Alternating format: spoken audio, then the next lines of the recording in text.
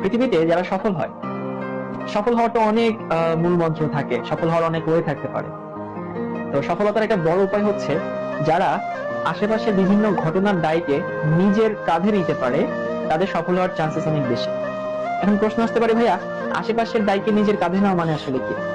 আশেপাশের দায়কে নিজের কাঁধে নেওয়া মানে ফরসে তোমার বাসায় এখন ইলেকট্রিসিটি নেই, ধরো যে নাই, তুমি বলতে পারো যে ভাই আমার বাসায় কারেন্ট নেই, আমি আজকে পড়বো না, আমার এখন ভালো লাগছে না, আমি পড়বো না।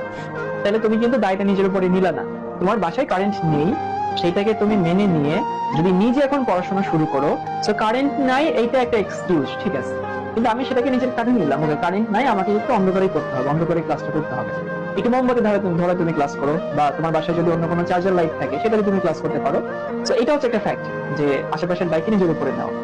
অথবা ধরো তোমার পাশে তোমার একটা বন্ধু আছে যার ফ্যামিলি থেকে তাকে প্রচুর সাপোর্ট দেয়, তাদের ফ্যামিলি ধরো অনেক সলভেন্ট, তার জন্য অনেক ভালো টিচার রাখতে পারে, তার জন্য অনেক বাসায় টিচার রাখছে, এরকম কিন্তু হতে পারে।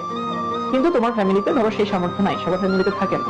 তো তুমি করতেই পারো যে আমার আব্বু আম্মা আমাকে অনেক ভালো টিচার দিচ্ছে না, আমি অনেক ভালো খাবার দাবার খেতে পারছি না, আমি ভালো স্কুলে পড়তে পারছি না, তার মানে আমার পড়াশোনা খারাপ হবে। কিন্তু তুমি যদি সেইটাকে দায়টাকে নিজের উপরে নাও যে হ্যাঁ আমার আম্মু আমার আব্বু যেহেতু আমাকে ভালো টিচার দিতে পারছে না, সেইটাকে আমি নিজের উপরে নিয়ে আমি একটু বেশি পড়াশোনা করবো, ও যদি 3 ঘন্টা পরে আমি 5 ঘন্টা পড়বো। অথবা ধরো যে তোমার আব্বু আম্মু তোমার জন্য অনেক দামি জামা কাপড় দিতে পারছে না, অনেক ভালো খাবার দিতে পারছে না, এরকম হতে পারে। তুমি যদি সেটাকে নিজের কাঁধে নিয়ে তুমি যদি ওইটা মিটিগেট করার জন্য বা ওই জিনিসটাকে তুমি নর্মাল করার জন্য বা ওইটাকে মেটানোর জন্য তুমি যদি আরেকটু ভালো পড়াশোনা করো, দেখবে এই জিনিসটা কিন্তু মেনে নিবে।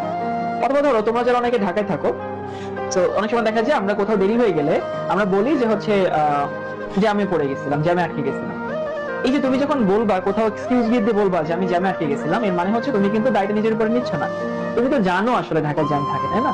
তো তোমার কি করা উচিত ছিল? তোমার একটু আগে রওনা হওয়া উচিত ছিল, বাসা থেকে একটু আগে বের হয়ে তারপরে তুমি সময় মতো এখানে আসতা। তো তুমি যদি একটু আগে রওনা হইতা, তার মানে কি ঢাকায় যে জ্যাম আছে এটা তুমি জানো এবং সেইটা মেনে নিয়ে তুমি একটু আগে রওনা হচ্ছ, তার মানে আশেপাশের দায়কে নিজের উপরে নিয়েছো।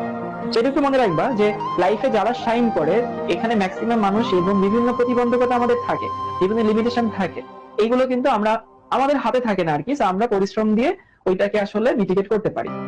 আরেকটু কথা তোমাদেরকে বলি যে ধরো পৃথিবীতে মানুষ শাইন করার পেছনে যে কোনো সেক্টরে 4টা প্যারামিটার আছে। এই 4টা প্যারামিটারের মাধ্যমে মানুষ লাইফে সফল হয় যে কোনো সেক্টরে। একটা হচ্ছে তার মেধা, কিছু মানুষ বাইবল অনেক মেধাবী থাকে।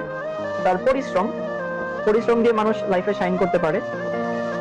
এরপরে হচ্ছে তার সারাউন্ডিংস বা পরিবেশ, সে কেমন পরিবেশে বড় উঠছে, আশেপাশের মানুষগুলো কেমন, এবং তার ভাগ্য বা সৃষ্টিকর্তার তার উপরে যে রহমত, সেটা।